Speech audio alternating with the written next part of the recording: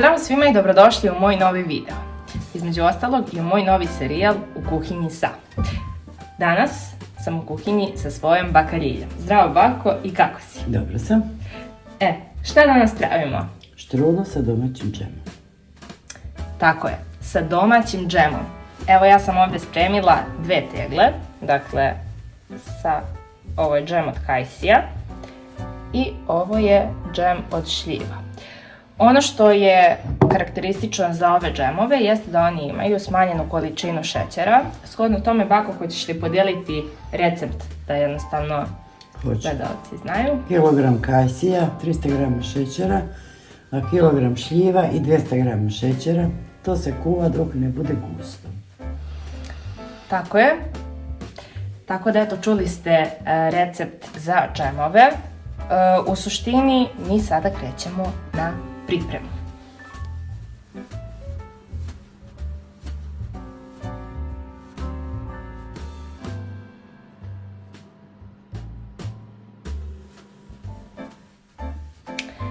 Sad, nas dve, pre nego što smo počele da snimamo ovaj video, mi smo već izdrobile sveži kvasac, stavile smo ravnu supenu kašiku šećera i negde oko 50 ml mlake vode.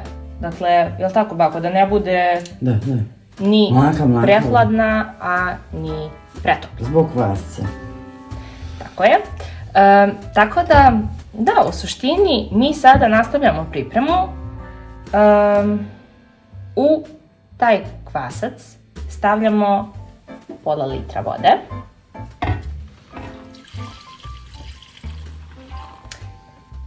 Bako, onda 3 kašike ulja, je li tako? Da. 3 kašike ulja. I koliko brašna? Pa, dok ne bude, koliko treba, vidjet ćemo. Mi smo pripremili ovdje pola kilograma, ali ih ćemo vidjeti ako nam treba još. Tako je. Također, dodat ćemo i ekstrakt vanile, kako bi imalo onako lepu aromu. 1 supena kašika je, pretpostavljam, dovoljna. Da. Super.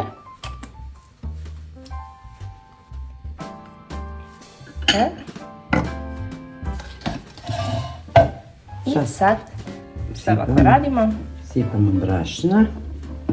Kako nam bude zatrebalo, mi ćemo još dodati.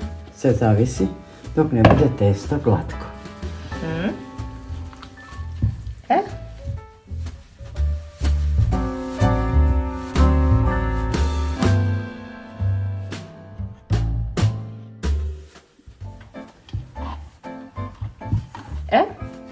Dakle, kao što je baka rekla, mesiti dok testo ne bude glatko.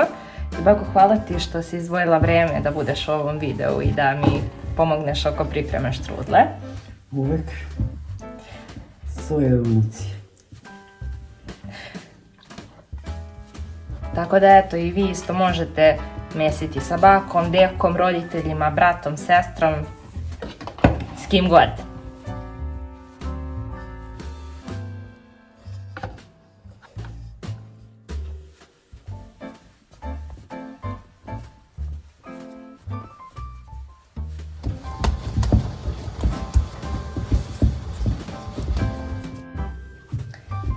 Sad, kada smo zamesile testo, koliko bako otprilike vremena čekamo da ono naruči? Jedno 15 minuta do 20, vidjet ću. Tako. Tako da sada čekamo pa se vidimo opet.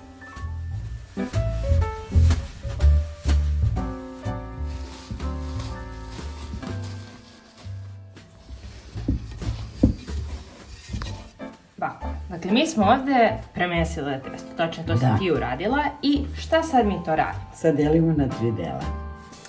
Super. Delim. Hajmo. Sad malo ovako premestite. Sve malo ovako neka stoji dok ovo jedno radimo. Pa ćemo poslije. Pa može i 4 da se urade, zavisi kako koliko ima testa.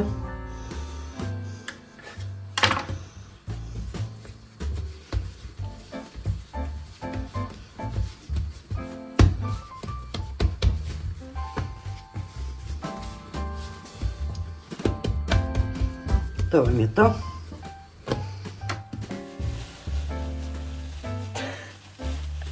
Bako. Snimi to.